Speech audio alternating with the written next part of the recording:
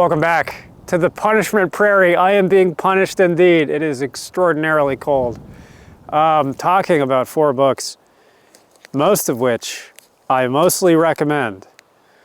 Does not go for the first one, Northwest Smith. Yes, I recommend it. Do I recommend most of it? No, I don't. You should read probably exactly 4 of the stories collected here.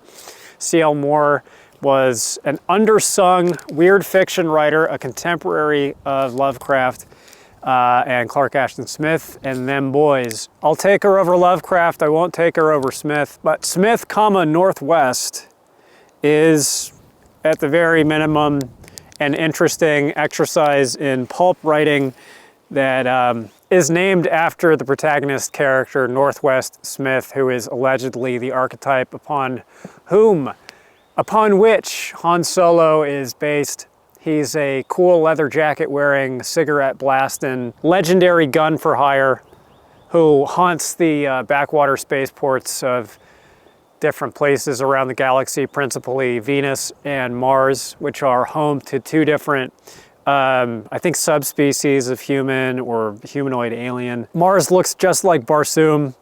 Earth does not appear until the final story, and Venus is this decadent, I think, coded as Chinese, specifically, civilization. The first story sets the template. It's Shambleau, which is a really famous short story from Moore about a femme fatale wearing red, which is part of the formula. Has striking eyes, as does Northwest Smith. He has gray eyes and a scarred up face. Seemingly every story is introduced by focusing on his beautiful eyes. He saves this mystery woman from a marauding band of seeming bandits, invites her back to his quarters where she stays, and there is a dark seduction. Great piece of body horror, reminded me quite a bit of Cronenberg, John Carpenter. Feels slightly out of time as it was written in the 1930s, was effective, creeped me out. And this is the first example of a motif that runs throughout these stories, which is science fiction tellings of ancient Greek myth. The rest of the stories pretty much follow this same formula. Northwest Smith meets an exotic seductress and succumbs to their womanly wiles and is drawn to the kind of inchoate primal evil of female sexuality, which is a part of the stories that seems to be the point, to characterize female sexuality as something that's basically destabilizing and sinister, or something to be used cynically, to be wielded against men of power such as Northwest Smith. And it wasn't actually until the last couple of stories that I even had ambivalence about it. It seemed settled as I was reading it. It seemed like that was just unambiguously kind of the point of the stories. I thought that she was pandering to a teen boy reader base for weird tales. But the last 2 stories are, I think, by far the most interesting. Avala is the penultimate story, and it was published contiguously with the other ones, spanning from, sorry, I'm not threatening you. I'm not threatening to crush you necessarily. My hand is cold. Northwest Smith and his sidekick, Venusian sidekick, are hired by representatives of the main corrupt political establishment on Venus, or like a crime family or something. It's been a while since I read these. They're hired as sex traffickers, and in this story, his characterization is very different. Song in a Minor Key, the final story, was published 21 years later in 1957 as a coda to the Northwest Smith stories. It's very brief, and it colors in his backstory and furnishes a possible motivation or a narrative that explains maybe his unconscious drives. I think that this portraiture of Northwest Smith is definitely interesting, but I think it's a pretty flimsy skeleton, and it's something that is only paid out after you've already committed a lot of attention to reading through these stories that, for the most part, are very redundant, formulaic, and boring. The writing I also found occasionally quite poor. I think that her writing in her cosmic horror mode, I just didn't really like. I don't have much of a taste for that stuff anymore. There's only so many times you can read about a hapless protagonist succumbing to the waves of overpowering ancient cosmic evil. You know, this isn't necessarily her fault because she was writing at the time when this stuff was still relatively fresh, but it's not fresh to me. I've read it too many times, and her prose, especially here, can be really purple. I will also recommend Scarlet Dream as the exception to that, as an exercise in cosmic horror a la Clark Ashton Smith, that I just thought visually, like the imagery was really good. Those are the 4 stories I recommend: Shambhala, Scarlet Dream, Avala, and Song in a Minor Key. I recall the rest of them being skippable. And this is one of those books that I wish that I liked more because I think that CL is such an interesting historical figure and is still sort of underappreciated in the readership and not given her due. Co-wrote almost all of the stuff that is credited just as Henry Kuttner, and likewise Kuttner co-wrote some of the stuff credited as Moore. This is not my favorite pulp writing, and it's also not my favorite cosmic horror, but I don't not recommend it. The book that I do recommend, if you read one book from this whole video, make it Sabella by Tanith Lee. This is now my favorite Tanith Lee book. I think very possibly and plausibly, I don't know if I'm stealing valor here. I don't know if this is a take that I heard somewhere that I just digested and it's reemerged as my own insight. It probably isn't. But it seems to be a treatment of the Northwest Smith stories, a retreatment of it, because thematically it's so close. And it concerns the same kind of male-female sexual dynamics. Lee is such a good writer in this and in a few of her books that it almost feels like she was cheating. It feels like a build-your-own character in a video game where you just max out all the talent skill bars. I almost don't even know how to pitch it. This is one of those books where I almost just want to end the review at, like, you just go find it. You go find it, you go read it. Where's my wand? Here, let me menace you with this. If you don't track down a copy of Sabella by Tanith Lee and read it within the next 2 months, I will find you and I will jab you. This is also actually accidentally what it feels like to read this book. This is Lee at her absolute most intense, most confrontational, darkest. It's the closest I've ever read her to writing like Joanna Russ, which is an extremely high compliment. Russ is probably the most intense confrontational science fiction writer that I've come across. And this is Lee somehow both writing like Russ with that degree of like absolute conviction in what she's saying and conviction in her own talent and her grander creative vision, but with the softer touch of a Lee Brackett or a C.L. Moore or a Jack Vance writing what feels like a planetary romance. It almost feels like Barsoom pastiche. I think on purpose. It takes place on a planet called Novo Mars that looks like Barsoom, the Edgar Rice Burroughsian Mars, but it's pink instead of red. Follows titular character Sabella, who is a vampire who lives in a little house on the prairie of Novo Mars with only packs of wolves for company, recalling her life after the death of her aunt, which opens up interesting new opportunities for her, thinking back on her adolescence and her emergent vampirism as probable metaphor for the sudden emergence of the necessity of reckoning with male sexual attention. I have a smile on my face because it is such a good book, but it's also very heavy and really dark. It's a serious work that's written with such absolute technical flair and mastery, not only of the form of like horror writing and or planetary romance writing. It involves so many other genres like noir crime fiction, there's cyberpunk elements. It reads like just a straight romance at times, especially in the end. It has a strong Southern Gothic flavor that reminded me quite a bit of Reefs of Earth by Lafferty, which is my favorite Lafferty book. It also is, I think, a direct commentary upon the Northwest Smith archetype, again, this strong, like overpowering male archetype, wears all of these hats stacked one on top of the other, does all of these things simultaneously somehow, and it does not feel like homage. It doesn't feel like this patchwork quilt. I don't think anybody else can do this. I've never seen anybody else do this well. She eats everybody's lunch. She takes lunch money from all of my favorite authors. It rules, it rules, it rules. The ending loses a lot of people. I think it kind of lost me too. It's about like dominance and submission. But other than that, I think that this is, I will say at the very least, the equal of Electric Forest, Kill the Dead, and Knight's Master. This is almost like The One Ring. This is the one vintage science fiction paperback to rule them all. This is the thing that just like does everything that I like in science fiction and fantasy writing, in genre writing, and it does it all in one book. I'm not saying that this is the best science fiction book that I've ever read. I'd have to think about that and plan to think about that more, because this is almost certainly going to wind up on the next top 15 video whenever I get serious about making another one of those. Please go find it. Please go read it. No, not please.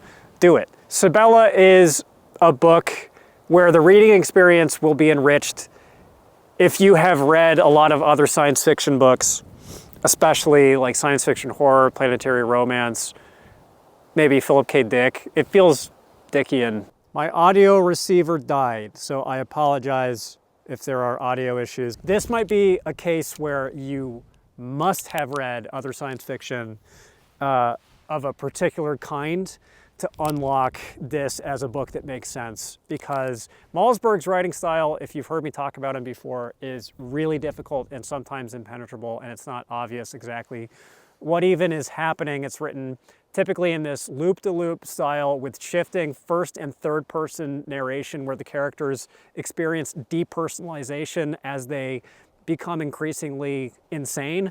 And that describes a lot of Malzberg's work, and it describes this. And this also is satire of a particular kind of like pulp science fiction, golden age science fiction about the square-jawed, ubermensch, white bread American conquering astronaut hero. And it's also a satire, I think, of stuff like Star Trek, or even like the Hainish novels by Le Guin, or just generally a satire of the kind of technological optimism that was endemic to Golden Age science fiction writing. Malzberg was a great devotee of that material and of science fiction generally, but his work is characterized by a fairly extreme form of pessimism that could even be characterized as Ludditism, or Luddite-esque, I guess.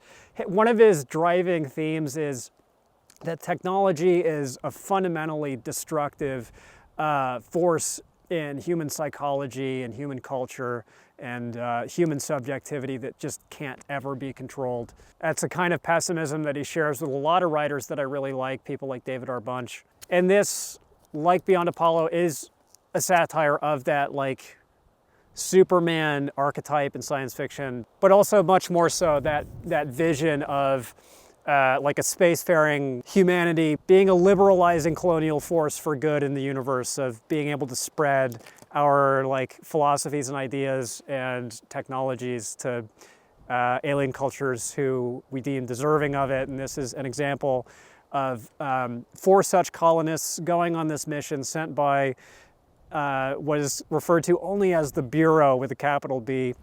Heavy Kafka influence in a lot of Malzberg. Another thing that I love about Malzberg, the Bureau is the governing apparatus of what is simply called the Empire with a capital E, and they're sent on this mission to make contact with aliens to prepare them to receive the gift of human technology that will accelerate their development into a spacefaring, uplifted species themselves.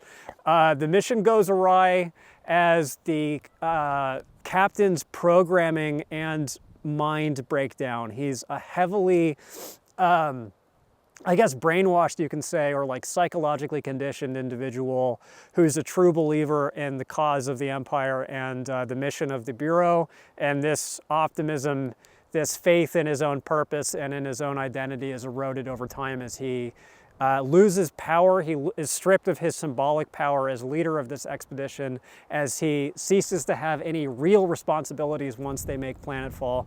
and kind of lingers on as this ghost at the banquet of the captain in name only. He can't cope with that demotion psychologically. It drives him insane, and it drives him to increasing levels of violent psychosis.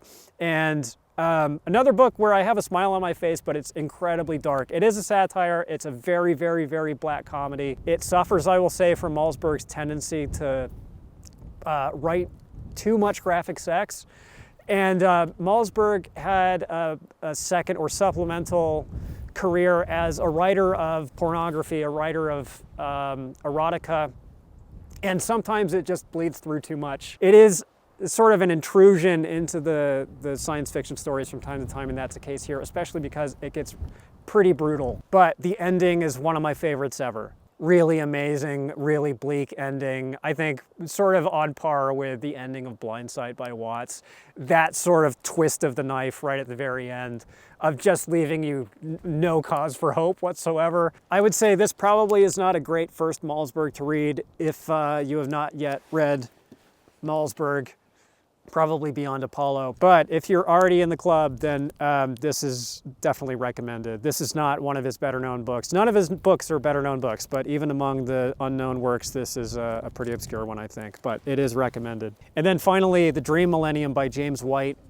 I had pretty high hopes for. James White is most famous for being the creator of the Sector General series, but he also wrote stuff that was not medical SF, and I don't think it's really read all that much anymore. But does enjoy a reputation of being above average on the front of hard SF writing or this sort of vanilla, like space adventure. I don't know. It's like Frederick Pohl. I associate him with Frederick Pohl. As someone who's a sort of generic, I guess, is a really shitty pejorative way to frame it, but I think you know what I'm saying, like a kind of generic science fiction writer, but who was also popular for a reason. I'm not a huge Pohl fan, but I recognize him as a competent writer. White, I think I like more than Pohl. He gives me a similar feeling, but I like him a little bit more.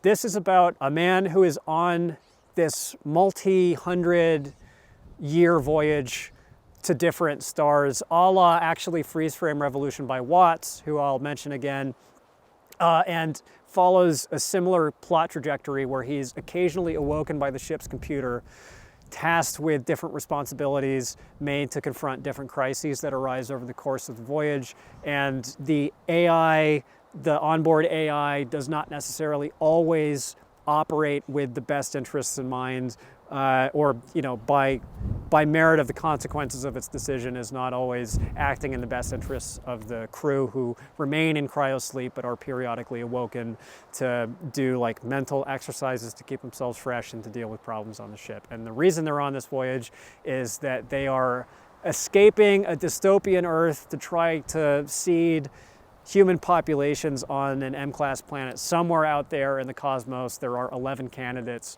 that they've mapped out, and as the ship gets further and further along, the ship progressively begins to break down. These are not super novel conceits in a science fiction book. The novel conceit is, as they are cryosleeping, they experience dreams that ascend through the eras of life on Earth, experiencing the subjectivity of different animals, beginning with trilobites and then moving up through dinosaurs into primitive apes and hominids, and then experiencing the life experience subjectively of different historical figures until they get up to the time that is contemporary with when they left Earth, that looks like a somewhat banal, predictable science fiction dystopia from the 1970s. Oh my God, Earth is beyond its carrying capacity, overpopulation, blah, blah. This was like the main chew toy of dystopian science fiction writers of this time. I find the shit lame, unconvincing.